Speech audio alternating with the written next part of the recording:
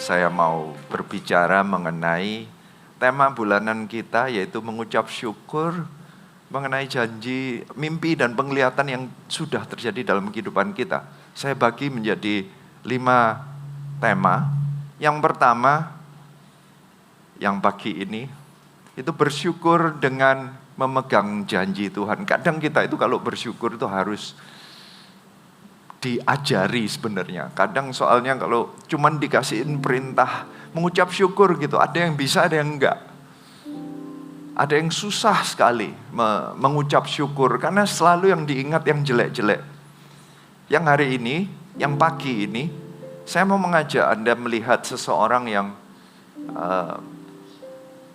belajar dari kehidupannya dan dia bisa mengucap syukur. Nanti yang ibadah kedua, saya bercerita mengenai orang yang gagal bersyukur karena menyalahkan Tuhan. Seumur hidup, ini tema terbesar kehidupannya, menyalahkan Tuhan. Yang ketiga, juga gagal. Dia gagal bersyukur karena salah fokus. Fokusnya bukan kepada Tuhan, tapi kepada diri sendiri. Kemudian yang di ibadah yang keempat, bersyukur dengan cara yang benar. Ini salah satu contoh di Alkitab orang yang juga bisa mengucap syukur. Jadi karakter-karakter di Alkitab itu beragam ya. Saya mengucap syukur, Alkitab itu nyata. Saya percaya setiap karakter yang diberikan contoh di Alkitab, gak semuanya sempurna, tetapi kita bisa pelajari. Yang baik kita terima, kita pelajari. Yang jelek kita hindari sebagai peringatan bagi kita, sebagai teguran bagi kita. Kita menggabungkan itu semua, baik itu yang baik maupun yang teguran, agar kita makin lama makin seperti Kristus. Siapa yang mau katakan amin. Sedangkan yang kelima itu juga gagal bersyukur karena memakai cara manusia. Karena ada orang yang berusaha bersyukur tetapi tidak ngikutin caranya Tuhan. Dia memaksakan caranya sendiri untuk menyembah Tuhan, memaksakan caranya sendiri. Jadi seharian ini saya pindah-pindah karakter, ada yang berhasil, ada yang gagal. Kalau yang pagi ini Anda beruntung karena Anda dapat yang berhasil ini ya. Kan gak enak kadang ya kalau diomongin yang gagal, tapi gak apa-apa, kadang bagus juga gitu. Tapi yang pagi ini saya mau ajak Anda belajar mengenai Yakub. Saya ajak Anda baca ya mengenai Yakub yang direview oleh seseorang penulis di Perjanjian Baru di Ibrani 11 ayat 21. Ini sepertinya review kehidupan dari Yakub. Sepertinya seperti rangkuman. Kalau ada konklusinya kehidupannya Yakub dalam satu kalimat, ini penulisnya Ibrani menuliskannya dengan satu kalimat. Ya ini di Ibrani 11 ayat 21, kata-katanya demikian. Karena iman, maka Yakub ketika hampir waktunya akan mati, memberkati kedua anak Yusuf. Lalu menyembah sambil bersandar pada kepala tongkatnya. Ibrani 11 itu penuh dengan cerita pahlawan-pahlawan iman. Itu ceritanya penuh dengan orang-orang yang berkata karena iman, karena disebutkan di situ karena iman. Dan luar biasanya itu cerita unik dari setiap kehidupan seseorang itu sepertinya dirangkum satu persatu. Ada yang satu kalimat, ada yang beberapa kalimat. Seperti Abraham itu panjang karena ceritanya juga cukup spektakuler. Kehidupan yang luar biasa itu dinyatakan. Herannya, yang namanya Yakub itu dari seluruh kehidupannya yang cukup panjang, karena jarang kehidupan seseorang yang tercatat di Alkitab itu sejak lahir sampai matinya. Yakub salah satunya. Abraham itu mulai umur 75 sampai matinya. Daud mulai umur 17 sampai matinya. Paulus mulai umur sekitar 30-an sampai matinya. Jarang yang dari lahir sampai mati. Yusuf dari lahir sampai mati. Yakub juga dari lahir sampai mati. Ishak dari lahir sampai mati. Dan kalau yang Yakub ini ceritanya tuh panjang, banyak sekali. Anda kalau cari Yakub itu banyak ceritanya. Detail, cukup detail. Tapi dirangkumnya cuma 1 ayat. Dari seluruh perjalanan petualangannya Yakub, bermacam-macam petualangannya. Ada yang spektakuler, ada yang macam-macam deh, ada yang luar biasa, tetapi yang dirangkum sebagai kepahlawanan dalam imannya, itu kata-katanya adalah karena iman, maka Yakub ketika hampir waktunya akan mati, memberkati kedua anak Yusuf. Cukup unik.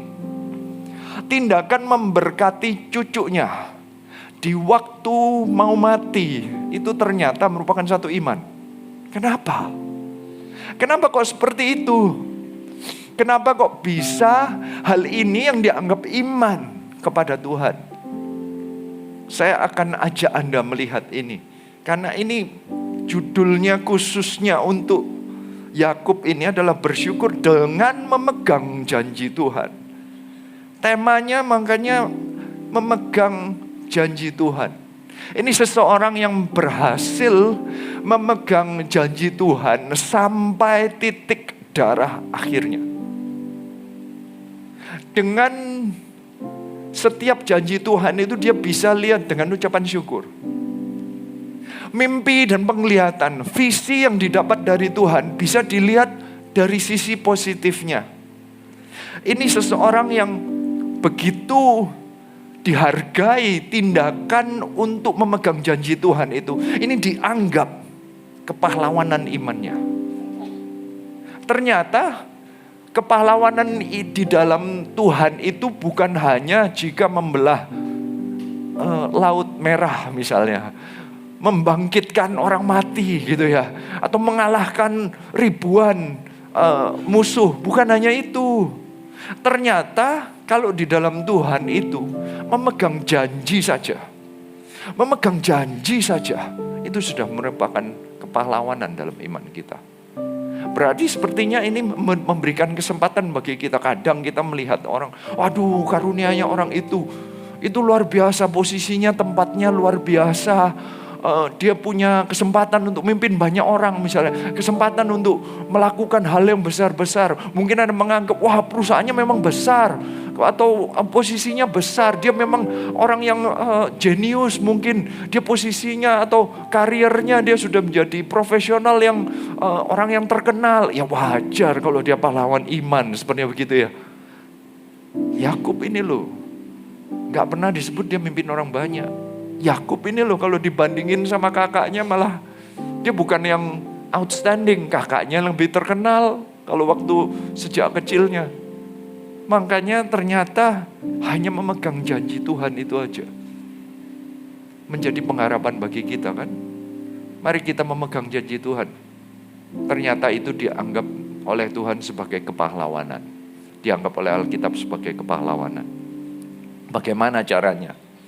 Saya ajak ini yang pertama, berpegang kepada janji Tuhan itu yang pertama. Ini poin yang pertamanya. Itu di Kejadian 25 ayat 23. Ini janjinya yang diterima. Kejadian 25 ayat 23 berkata, firman Tuhan kepadanya, 2 bangsa ada dalam kandunganmu, dan 2 suku bangsa akan berpencar dari dalam rahimmu. Suku bangsa yang satu akan lebih kuat dari yang lain, dan anak yang tua akan menjadi hamba kepada anak yang muda.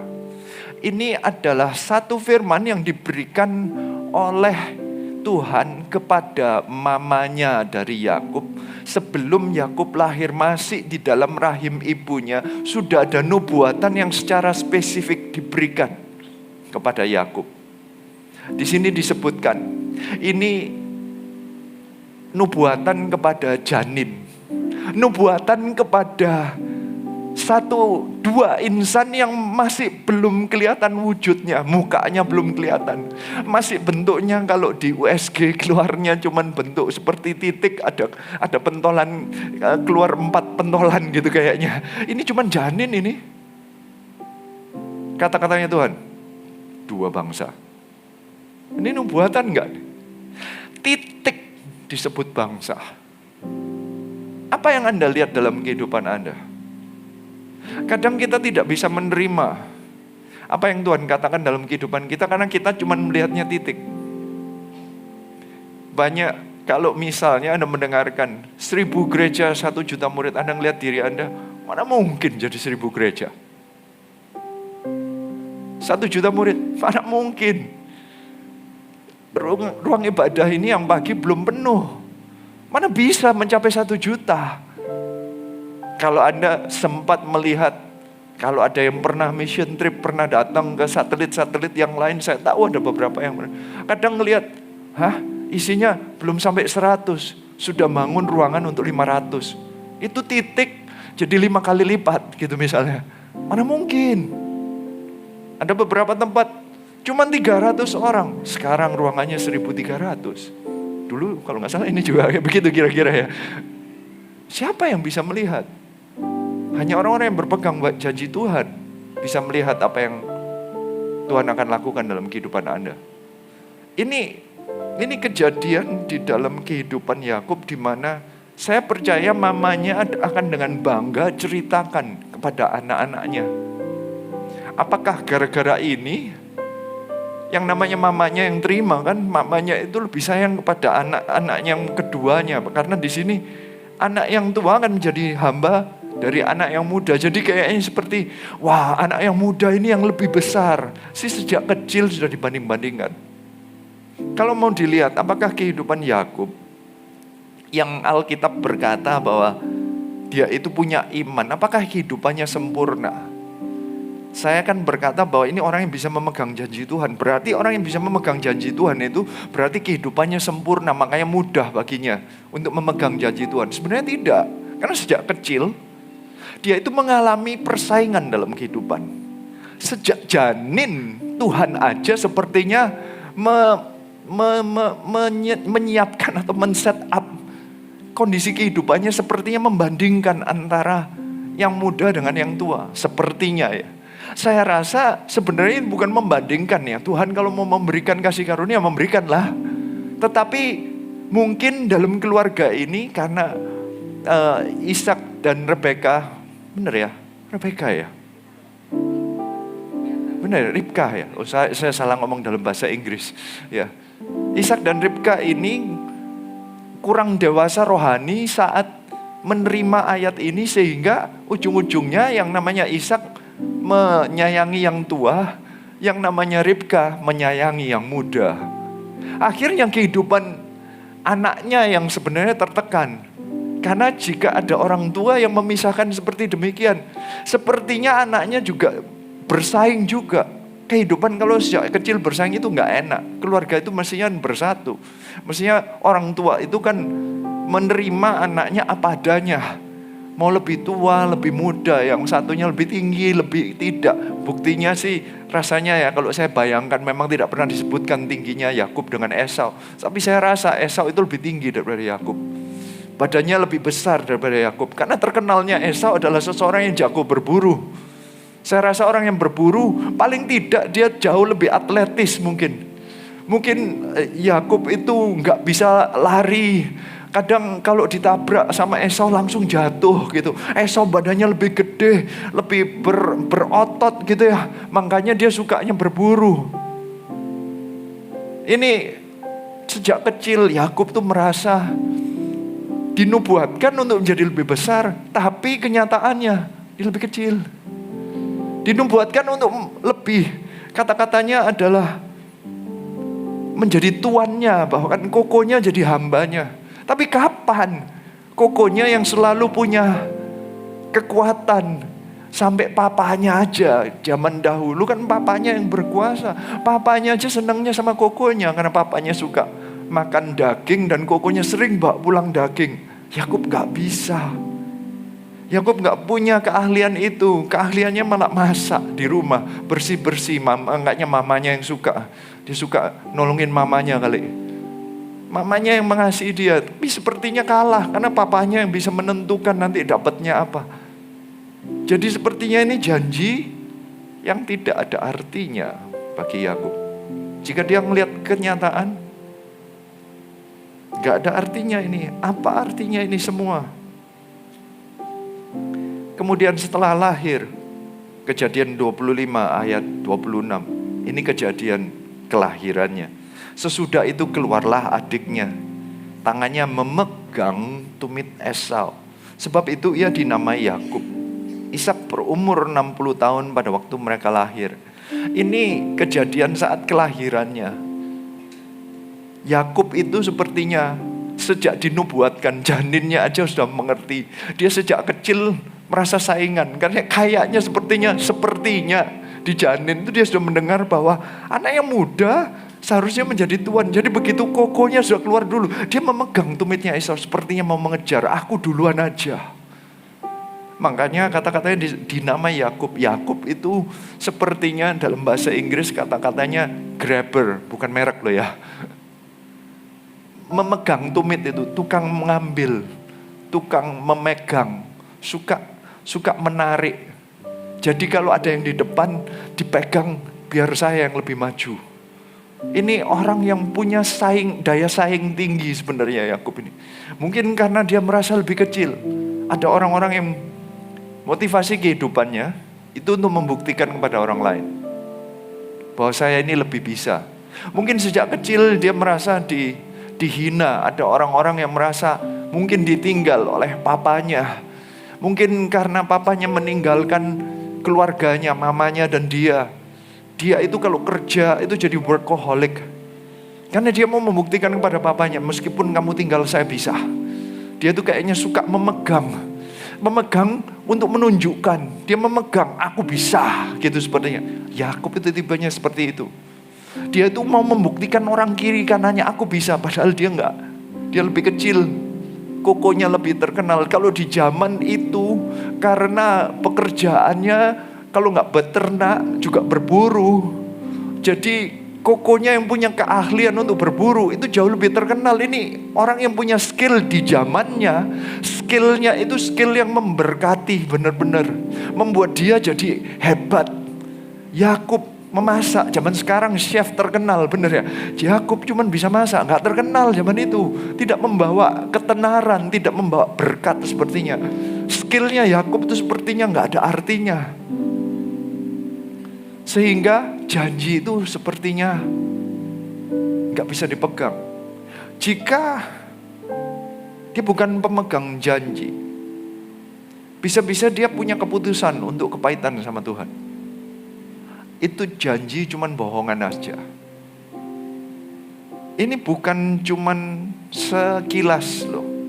Sampai umur 77, yang namanya Yakub itu berusaha untuk mendapatkan janji. Dia berpegang pada janji, tapi dia berusaha memegang janjinya itu dengan caranya sendiri. Karena dia memang pemegang kan. Jadi dia itu memegangnya dengan apa? Pakai kekuatannya sendiri. Dia menipu Esau. Dia pernah menipu Esau dengan cara janji yang hak kesulungannya itu ditipu, ditukarkan, dijual dengan satu sup kacang merah, makanan kacang merah. Kan jago masak Yakubnya. Pakai kekuatannya sendiri. Bukan hanya itu.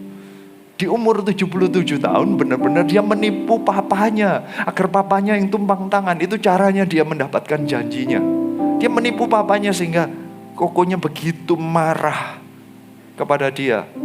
Papanya pun ya kecewa kepada Yakub. Sehingga akhirnya ujung-ujungnya dia harus keluar, umur 77 tahun. Dia harus merantau. Seseorang anak yang selama 77 tahun tidak pernah kerja keras kayaknya. Anda harus mengerti kehidupan Yakub itu adalah kehidupan seseorang yang biasa dalam comfort ya. Karena Ishak itu dikatakan di Alkitab bahwa Ishak papanya Yakub itu adalah seorang yang kaya, bahkan sangat kaya. Alkitab kalau sudah mencatat itu, berarti ini sudah biasa hidup di dalam, dia gak usah ngapa-ngapain. Esau itu terkenal dan hebat berburu, gak butuh berburu, itu hobi. Tapi itu membuat dia terkenal. Kalau Yakub, dia gak perlu ngapa-ngapain, dia di rumah aja sudah ada makanan. Dia punya ternak yang banyak, papanya yang punya ternak yang banyak. Dia tinggal menikmati aja. Seumur hidup gak pernah ngapa-ngapain, cuman ada makanan, dia tinggal mengolah, itu juga hobinya dia. Dia gak pernah perlu kerja, 77 tahun gak pernah kerja. Tapi habis itu setelah dia menipu, dia harus keluar. Dia harus kerja, dia harus merantau. Sudah punya kebiasaan lama, tiba-tiba harus merantau, harus kerja sendiri. Bahkan Alkitab itu mencatat bahwa keluarnya Yakub itu bukan baik-baik, tapi benar-benar diusir, dicatat dan diekspresikan. Ini di Kejadian 32, mulai dari ayat 9, kata-katanya demikian.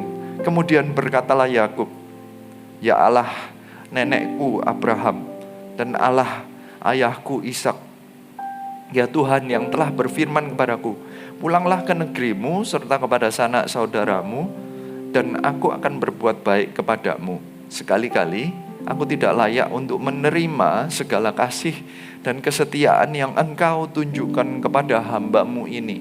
Sebab aku membawa hanya tongkatku ini waktu aku menyeberangi sungai Yordan ini. Tetapi sekarang telah menjadi 2 pasukan. Itu kira-kira umur 97, 20 tahun dia merantau. Dicatat di Alkitab bahwa dia keluar 20 tahun yang lalu. Itu keluarnya cuma bawa tongkat. Seseorang yang tidak pernah kerja seumur hidupnya, dia harus cari uang sendiri. Dia harus pergi ke rumah pamannya untuk kerja, dijadiin pegawai dan ditipu 10 kali gajinya. Ini bukan pegawai yang baik, pamannya itu bukan tuan yang baik. Dia ditipu, dia menipu dan tertipu. Kehidupannya itu gak baik. Tapi Anda lihat, ini doa seseorang yang berumur 97. Setelah 20 tahun merantau, dia bisa mengucap syukur. Doa seseorang yang sudah menerima sejak lahir, engkau akan menjadi tuan dari kokomu. Gak ada urusan sama kokonya, dia jadi hamba dari omnya. Sepertinya nubuatan kehidupannya gak ada artinya. Tapi Anda lihat, dia tetap berpegang pada janji yang diberikan kepadanya 97 tahun yang lalu, yang mamanya selalu ceritakan kepadanya. Engkau akan menjadi tuan, engkau akan menjadi bangsa. Dia melihat waktu keluar 77 tahun, aku cuma bawa tongkat jadi bangsa. Punya pasangan juga enggak, punya uang juga enggak. Bangsa kan punya area, bangsa kan punya banyak keturunan, bangsa kan punya tentara, bangsa kan punya pengikut. Apa yang ikut aku? Cuma tongkat. Janjinya itu sepertinya dipegang oleh tongkatnya itu. Janjinya itu dia pegang, yang dia ingat adalah tongkat. Janji Tuhan itu cuma dalam bentuk tongkat waktu aku pergi. Just me dan janjiku, sebenarnya begitu. Hanya aku dengan janji dari Tuhanku. Setelah 20 tahun penuh dengan tipuan, setelah 20 tahun kerja keras, dia tidak menjadi seorang yang kepahitan. Itu pilihan. Ada orang-orang bekerja tidak pernah bisa melihat hasilnya, melihatnya itu sekarang selalu kesulitannya. Ada orang-orang bekerja tidak bisa melihat bahwa engkau sudah punya keluarga, punya rumah. Anda selalu ingatnya kalau dari tongkat menjadi ini 2 pasukan. Banyak orang yang dibalik di dunia itu, banyak orang yang mengaku-ngaku diri, I'm a self-made man. Pernah dengar ya itu kata-kata itu? Self-made man itu merasa apa? Kadang itu kalau di interview gitu ya, seorang businessman, saya dulu itu kerja keras sendiri, saya banting tulang. Wah, ya kan, tidak pernah ada kata-kata ini berkat dari Tuhan. Ngomongnya ini semua saya. Yakub bisa loh ngomong kayak gitu. Dia benar-benar kerja banting tulang 20 tahun. Orang yang belajar dari nol. Dia dipenuhi dengan ternak, tapi itu semua pelayannya papanya. Dia keluar, dia yang beternak. Dia jadi peternaknya. Dia yang harus dari awal bersihin setiap, ngasih makan dengan panas terik, dia kaca. Dia yang harus ngurusin domba satu persatu. Dulu dia anaknya bos. Sekarang dia jadi pegawai. Ada apa-apa dikit dimarahin. Dia tidak marah sama Tuhan. Dia bisa berkata, ayat 10, sekali-sekali aku tidak layak menerima segala kasih dan kesetiaan yang Kau tunjukkan. Ada orang yang bisa ngelihat 20 tahun itu. Apa-apaan ini Tuhan? Tipuan belaka. Ini semua hasil kerjaku karena aku pandai. Karena aku kerja keras. Karena aku tidak pantang menyerah. Aku mendapatkan istri, anak dan semua kekayaan. Bisa. Itu kondisinya dia berdoa. Itu dia lari dari Laban. Laban mengejar dia, di depannya ada Esau dengan 400 orang. Dia lagi terjepit doanya. Sekali-sekali aku tidak layak untuk menerima segala kasih dan kesetiaan yang Kau tunjukkan. Dia bukan berdoa, Tuhan kenapa aku terjepit? Kenapa aku diusir dari belakang dan tidak diterima dari depan? Kenapa kondisiku di sini? Dia tidak bertanya demikian. Doa yang tercatat pertama seseorang yang berumur 97 tahun yang sudah menerima nubuatan sejak 97 tahun yang lalu. Dia bisa berkata, aku tidak layak untuk menerima segala kasih dan kesetiaan yang Kau tunjukkan kepada hamba-Mu ini. Gak salah sih. Yakub yang kelihatannya licik, Yakub yang kelihatannya kiasu itu orangnya, gak mau kalah. Bahkan sebutannya aja penipu dan pemegang. Itu artinya banyak Yakub itu. Jelek semua. Menipu orang dan suka menjegal orang. Namanya aja nama jelek. Tapi hatinya mau berubah. Dia bisa berkata, tongkat yang ku pegang ini loh, waktu aku menyeberang, bentuknya janji Tuhan. Sekarang aku menjadi 2 pasukan. Dia bisa melihat yang positif dalam kehidupannya. Apakah kita bisa menjadi seperti Yakub? Bisa gak kita berpegang kepada janji Tuhan? Dia dahulu kerjaannya megangin tangannya Ishak, berkati aku. Dia memegangin ini loh, kacang merah, berkatin hak kesulungan, pakai caranya sendiri. Dia dulu menipu Laban, ini dombanya dia pegangin. Di titik ini dia mulai berubah. Yang dia pegang adalah janji Tuhan. 20 tahun dilatih oleh Tuhan. Terbuktinya dia sudah berubah apa yang dia pegang.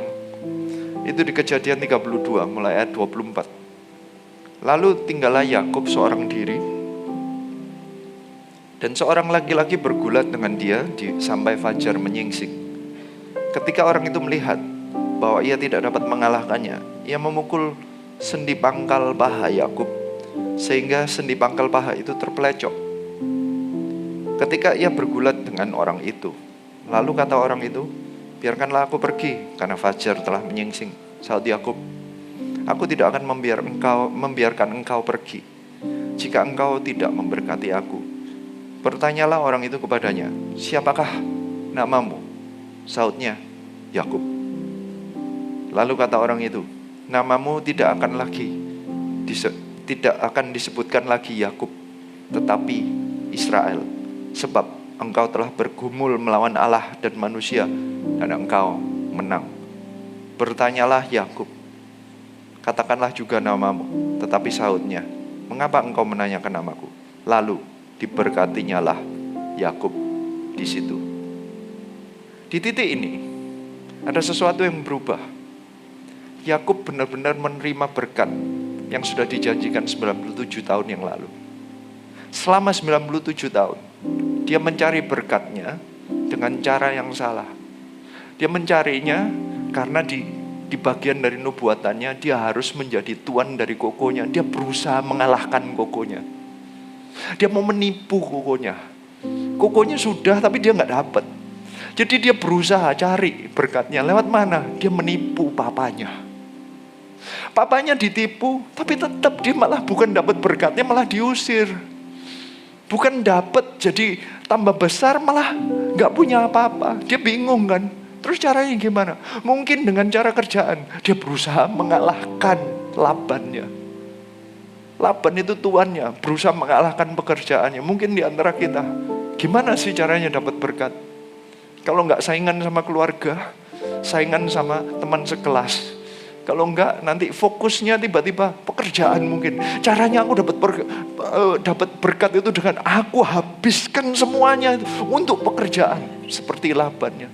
Sudah pokoknya karir yang aku kejar, semuanya dihabiskan hanya di karir. Ternyata enggak juga. Umur 97 tahun. Sudah dapat, dia sudah coba semua dan dia mengerti. Oh, bukan ngalahin orang lain ya. Seharusnya caranya dapat berkat itu berpegangnya kepada Tuhan. Ini cerita mengenai Yakub bergumul dengan Tuhan ya. Dan akhirnya talentanya Yakub Ya itu yang katakan bahkan itu disebutkan dengan tukang megang, kling, suka megangin. Itu arahnya salah. Selama ini megangin apa? Megangin saingan, megangin kekuatan, megangin apa sih? Megangin pekerjaan. Itu arahnya salah. Di akhirnya di ayat 26 lalu kata orang itu, biarkan aku pergi karena fajar telah menyingsing. Sahutnya Yakub, aku tidak akan membiarkan engkau pergi. Itu talentanya Yakub. Dia tukang pegang ini. Akhirnya dia megang yang benar, yaitu Tuhan. Tuhan nggak pernah dilepaskan. Yang dahulu dia pegangnya tongkatnya, janjinya. Akhirnya dia menemukan bukan hanya janji, Tuhannya yang dia pegangin. Dipegangin habis-habisan sampai akhirnya, oke, kamu sekarang mengerti ya. Berkat itu bukan dari pekerjaan, berkat itu bukan nyaingin orang lain, berkat itu bukan dengan mengutamakan kekuatanmu, berkat itu dengan memegang Tuhan. Saat itulah Yakub menemukan siapa dirinya. Yakub itu bukan didefinisi dengan talentanya, tapi Yakub itu didefinisi dengan siapa dia di hadapan Tuhan. Berpeganglah pada janji Tuhan dan Tuhannya, engkau akan menemukan dirimu. Tiba-tiba Yakub mendapatkan namanya Israel. Kan dia dinubuatkan menjadi bangsa. Nama Israel itu nama bangsa. Dia menemukan sebenarnya di hadapan Tuhan. Jangan sampai kita salah arah ya. Jangan didefinisikan kehidupanmu dengan pengetahuan. Jangan definisikan hidupmu dengan siapa engkau, pujian manusia di antara temanmu. Jangan definisikan kehidupanmu dengan karirmu. Berapa uang yang engkau dapat, posisimu di pekerjaan, berapa banyak rumah yang engkau kumpulkan, berapa banyak mobil yang bagus yang dapat engkau kumpulkan, hobi jam atau apa yang engkau kumpulkan. Bukan itu definisinya. Engkau harus berpegang di hadapan Tuhan. Disitulah engkau akan menemukan namamu yang sebenarnya. Itu poin pertama. Berpeganglah pada janji Tuhan dan Tuhannya. Yang kedua, seumur hidup Yakub, seperti tadi yang saya jelaskan bahwa dia itu mau berpegang pada mimpi dan penglihatan. Mimpi dan penglihatan itu menjadi kekuatan. Tahun ini adalah tahun dreams and vision. Ada orang yang percaya, ada yang tidak. Ada orang yang jika ditantang, ayo visi itu karena sesuatu yang di depan. Ada yang mau memegang, ada yang enggak. Ada yang maunya cuma pokoknya berkatin aku sekarang. Yakub punya sikap hati yang dia mau melihat apa yang belum terjadi dan dia pegangin. Itu menuntun dia di titik-titik yang dibutuhkan. Mimpi dan penglihatan didesain oleh Tuhan untuk menguatkan kita di masa-masa kita tidak kuat. Memberikan pengharapan kepada kita. Pengharapan itu pilihan. Jika engkau diberikan visi, engkau tidak tangkap, engkau gak punya pengharapan untuk maju lebih dalam. Keluarnya depresi. Kalau engkau tidak menangkap mimpi dan penglihatan, engkau selalu merasa masa depan itu suram. Engkau tidak punya pengharapan, engkau akan jadi orang yang mendepresi, orang yang stres, depresi. Itu karena tidak bisa dikuatkan oleh mimpi dan penglihatan. Yakub bisa. Ini mimpi dan penglihatan yang nyata di Alkitab. Jelas-jelasan dibuat di titik-titik yang saat dia dibutuhkan dan dipegang oleh Yakub. Salah satunya saya berikan 2 contoh. Umur 77. Kejadian 28 ayat 12. Kata-katanya, maka bermimpilah ia. Di bumi ada didirikan sebuah tangga yang ujungnya sampai ke langit, dan tampaklah malaikat-malaikat Allah turun dan naik di tangga itu. Berdirilah Tuhan di sampingnya dan berfirman, akulah Tuhan Allah Abraham, nenekmu dan Allah Ishak. Tanah tempat engkau berbaring ini akan kuberikan kepadamu dan kepada keturunanmu. Ini titik di mana dia yang tadi diusir itu umur 77 tahun. Diberikan mimpi oleh Tuhan. Ini yang menguatkan dia. Tuhan itu selalu muncul memberikan mimpi dan penglihatan saat kita membutuhkan. Tinggal terserah kita mau gak dikuatkan olehnya. Bukan hanya itu. Di umur 130 tahun. Saya jelaskan kondisinya saat itu ya. Saya sekali lagi, ini saya cerita Yakub ini panjang banget. Kenapa? Memang banyak sebenarnya ayat Alkitab. Saya ini cuma ambil comotan-comotan supaya saya agak lompat-lompat, tapi supaya Anda mengerti. Ini sikap hati seseorang yang bisa memegang dan bersyukur atas mimpi dan penglihatan. Makanya dia tercatat di kitab Ibrani. Umur 130 tahun. Kejadian 46 ayat 2. Kata-katanya demikian. Berfirmanlah Allah kepada Israel dalam penglihatan waktu malam. Tadi bermimpi, yang sekarang ini penglihatan. Seperti Gereja Marsharon ya, tahun mimpi dan penglihatan. Kata pada waktu malam, 2, Yakub, Yakub, sautnya, ya Tuhan. Lalu firman-Nya, akulah Allah, Allah ayahmu. Janganlah takut pergi ke Mesir, sebab aku akan membuat engkau menjadi bangsa yang besar di sana. Aku sendiri akan menyertai engkau pergi ke Mesir, dan tentulah aku juga akan membawa engkau kembali. Dan tangan Yusuflah yang akan mengatup kelopak matamu nanti. Ini titik di mana dia sudah tua, dia mengalami masalah, dia sudah pernah kaya lama, tiba-tiba kena kelaparan, hancur. Anaknya yang paling disayangi Yusuf hilang. Dia lagi masalah, dia harus pindah dari tanah perjanjian, dari tanah Kanaan yang dijanjikan Tuhan. Dia disuruh pindah ke Mesir. Stres, umur sudah 130 tahun suruh pindah. Dia merasa, lu janjinya yang dahulu gimana? Butuh penglihatan, Tuhan itu berikan jalan. Gak apa-apa, ini bagian dari ceritanya Tuhan. Tuhan itu cara menyelesaikan mimpi dengan penglihatan kadang tidak sesuai dengan pemikiran kita. Yakub bisa, umur 130 tahun masih bisa menerima perubahan. Hanya orang yang bisa melihat mimpi dan penglihatan yang bisa melihat apa yang Tuhan janjikan terjadi. Yang ketiga, memberkati generasi berikutnya. Orang yang bisa mengucap syukur ini tidak hanya menerima janji bagi dirinya, mimpi dan visinya, penglihatan yang dia terima itu bukan hanya untuk dirinya. Dia bisa menjadi saluran yang memberkati berikutnya, dan itulah yang ditangkap di Ibrani. Di Ibrani 11 ayat 21 itu, memberkati generasi berikutnya itulah yang dia anggap sesuatu yang luar biasa. Di umur 147 tahun, ini yang terjadi. Ini sudah mendekati meninggalnya. Ini kurang dikit. Ini tinggal 1 hari atau beberapa menit sebelumnya. Kata-katanya dicatat sama Alkitab. Kejadian 48, mulai dari ayat 2. Ketika diberitahukan kepada Yakub, telah datang anakmu Yusuf kepadamu, maka Israel mengumpulkan segenap kekuatannya dan duduklah ia di tempat tidurnya. Hanya untuk duduk aja loh. Butuh mengumpulkan seluruh tenaga. 147 tahun. Ini sudah tua nih. Susah hanya untuk duduk.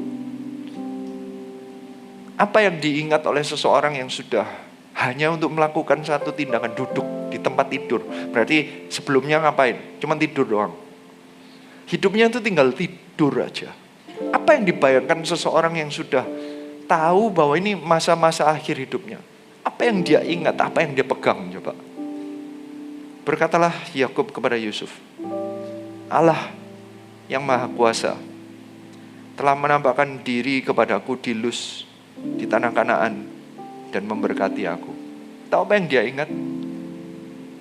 Tadi yang saya sebutkan, di umur 77 tahun, maka bermimpilah. 77 sampai 147 tahun, 70 tahun yang lalu, dia ingat bahwa Allah itu memberikan dia mimpi. 70 tahun yang diingat, itu mimpinya Tuhan. Yang diingat, Allah yang Maha Kuasa telah menampakkan diri kepadaku. Saya rindunya sampai akhir hidup saya, kalaupun saya nanti sudah mulai pikun, yang saya ingat adalah Tuhan. Saya mau ceritakan sedikit. Bapak saya meninggal dengan kondisi yang menurun di akhir 3 bulan terakhirnya. Bapak saya itu seorang yang photographic memory, dia itu ingat segala. Bapak saya dokter soalnya. Dia ngeliat buku-buku yang tebal-tebal, dia tak hafal semua penyakit, hafal semua nama obat. Dia seperti ensiklopedianya. Saya kagum, loh, ini orang ingat, otaknya itu encer banget. Saya tuh heran kenapa saya gak bisa seperti dia. Saya selalu berkata, Papa saya ingat semua, saya kok ingat lagu aja susah. Lagu itu sering luput-luput, keliru-keliru, makanya saya gak bisa nyanyi, alasan saya ya. Tapi papa saya itu di akhir-akhir kehidupannya, gara-gara pandemi, tidur doang, sudah sering lupa. Dia gak bisa mengeluarkan kata-kata. Di akhir-akhir kehidupannya, Maksimum kalau dia mengucapkan kata-kata cuma 2. Thank you, mau makan, mau mandi, aku balik, mau tidur. Paling ngomongnya begitu. Gak bisa. Setelah itu, sebenarnya dia mau ngomong sesuatu yang lain, tapi kayak diam, berhenti, mikir lama, nanti sudah 1 menit keluar lagi 2 kata. Gitu. Sudah mulai degradasi. Tapi saya diberikan kesempatan oleh Tuhan, karena saya mau pergi ke luar negeri waktu itu. Saya datang ke kamar papa saya pamit. Saya selalu sih kalau pergi luar kota atau pelayanan atau apa, saya minta doa papa saya. Waktu itu saya, ya namanya mau pergi, saya pamit, Pak, mau pergi Pak, nganterin anak untuk cari sekolah dan pelayanan ke luar negeri, doakan ya. Tiba-tiba selama sudah 3-6 bulan terakhir kan cuma 2 kali, tiba-tiba dia bisa berkata, Bapak, kami yang ada di surga, dimuliakanlah namamu. Saya kaget tuh, panjang sekali, gak pernah loh dia bisa ngomong panjang. Setelah kalimat itu berhenti, mikir, dia ngomong, gak bisa ngomong apa-apa lagi. Waktu saya megang itu, Roh Kudus berbicara kepada saya, ini mungkin terakhir kalinya kamu ngomong papamu. Saya cuma bisa nangis, benar. Setelah itu papa saya ya sudah gak bisa ngomong lagi dan benar meninggal, besoknya meninggal. Saya mengucap syukur, Tuhan itu sepertinya, saya kalau baca ayat ini saya diingatkan, papa saya di akhir hidupnya sudah gak bisa ingat apa-apa. Saya dikuatkan, sehari sebelum papa saya berangkat, yang diingat adalah Allah yang bertakhta di surga. Dia gak kepahitan dengan kejeniusannya sudah mulai hilang. Dia gak kepahitan karena dia gak bisa duduk aja sudah susah, gak bisa Pak itu. Cuman bisa tidur. Dia gak melihat jeleknya. Yang lihatnya, Bapa kami yang ada di surga, dimuliakanlah namamu. Just like Jacob, Allah yang Maha Kuasa telah menampakkan diri kepada aku di Luz, di tanah Kanaan, dan memberkati aku. I wish sampai akhir hidupku itu yang aku ingat. Bukan kepahitan seseorang marahin aku, bukan kepahitan seseorang menipu aku, bukan kegagalanku, tapi Allah yang memberikan janji. Itu yang akan aku ingat. Tapi dia gak berhenti hanya untuk dirinya.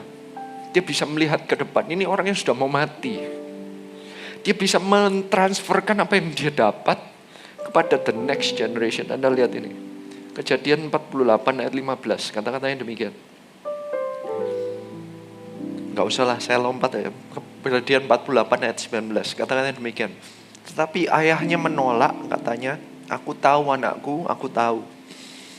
Ia juga akan menjadi suatu bangsa dan ia juga akan menjadi besar kuasanya. Walaupun begitu, adiknya akan lebih besar kuasanya daripadanya.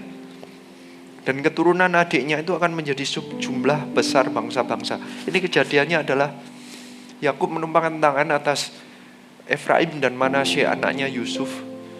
Kemudian dia menyilangkan tangannya, mendoakan yang tua didapat yang tangan kanan, yang muda dapat tangan kanan, yang tua dapat tangan kiri. Itu persis nubuatan yang dia terima saat dia bayi.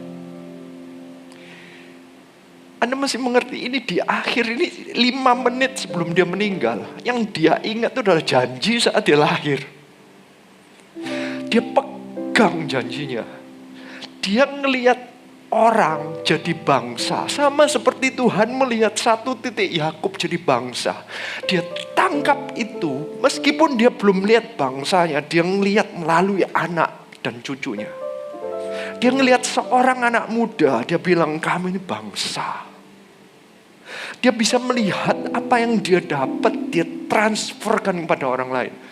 Dia nggak ngelihat tipuannya, dia nggak melihat diusir, dia nggak ngelihat dia dimarahin oleh Esau. Yang dia lihat adalah janji Tuhan dirangkum di akhir hidupnya. Dia ngelihat Tuhannya dan dia ngelihat janjinya dan dia berikan kepada orang lain. Apa definisi kehidupanmu? Apa yang Anda lihat? Kegagalanmu, hutangmu, problemmu, atau janji Tuhan dan Tuhan? Kalau nama kita mau ditulis di kitab kehidupan, ayo lihat janji Tuhan. Saya mau ajak Anda terinspirasi dari satu orang. Ini seseorang yang bisa melihat janji Tuhan. Padahal kalau dilihat kasat mata, mestinya ada kelemahannya. Orang ini adalah Santi. Silakan dinikmati videonya. Itu aku pernah.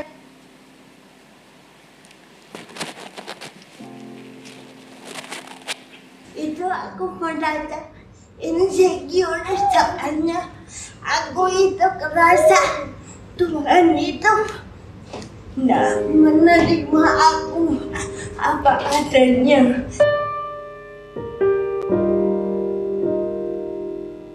Dan emang aku dari lahir dari TV, jadi selama ini aku kayak punya insecurity, jadi minder, jadi aku itu cenderung menyalahkan keadaan atau aku itu mengasihani diri sendiri. Ya itu salah, jadi aku selama ini mental korban itu. Tapi dengan berjalannya waktu aku didewasakan, aku gambar diriku utuh. Jadi bahwa Tuhan itu menciptakan setiap kita dengan segala talenta maupun keterbatasannya untuk mengenapi visinya atas keluarga, pekerjaan kita, dan komunitasnya. Ya, ini kesaksiannya Santi minggu lalu di CG. Mama bilang, sejak aku terima Yesus, aku lebih gak minder, lebih penuh damai sejahtera dan sukacita. Bukan berarti aku tidak pernah malu lagi, tapi setidaknya itulah perubahan hidupku yang dilihat oleh Mama. Jujur, aku happy dengan kesaksian Mama tersebut. Kemarin pada saat mission trip ini, Santi diberikan kesempatan ditunjuk untuk mendoakan orang-orang yang maju altar call.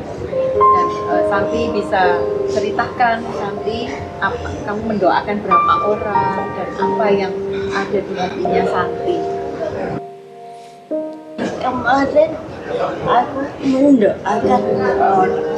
Aku minta Roh Kudus menjamah orang itu, penuhi orang itu dengan kasih Tuhan. Lalu aku minta Tuhan rohani untuk bisa melengkapi visi dan devotion. Soalnya yaitu pengalaman hidup yang aku alami dari sejak awal yang membuat momentum di mana aku bisa menangkap visi Tuhan atas setiap itu. Dalam ada tertulis dalam Efesus 2 ayat 10 bisa dibaca. Karena kita ini buatan Allah, diciptakan dalam Kristus Yesus untuk melakukan pekerjaan baik yang dipersiapkan Allah sebelumnya. Ia mau supaya kita hidup di dalamnya.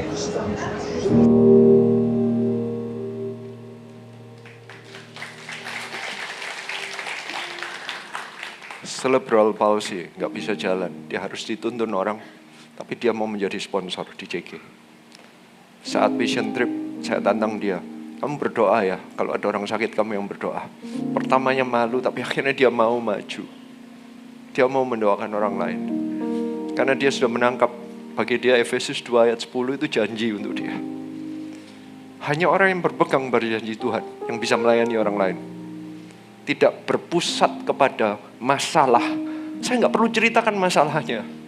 Setiap hari dia hadapin masalahnya. Tapi ada orang yang di sekeliling ini kalau ditantang, ayo melayani. Mereka bingungnya dengan masalah, sorry masih ada masalah kerjaan. Aku masih ada ini. Kekurangan. Jangan lihat kekurangan, lihatlah janji Tuhan. Orang yang mau dipakai Tuhan harus bisa memegang janji Tuhan. Mengucap syukur atas setiap mimpi dan penglihatan yang sudah terjadi dalam kehidupannya. Semua bangkit berdiri.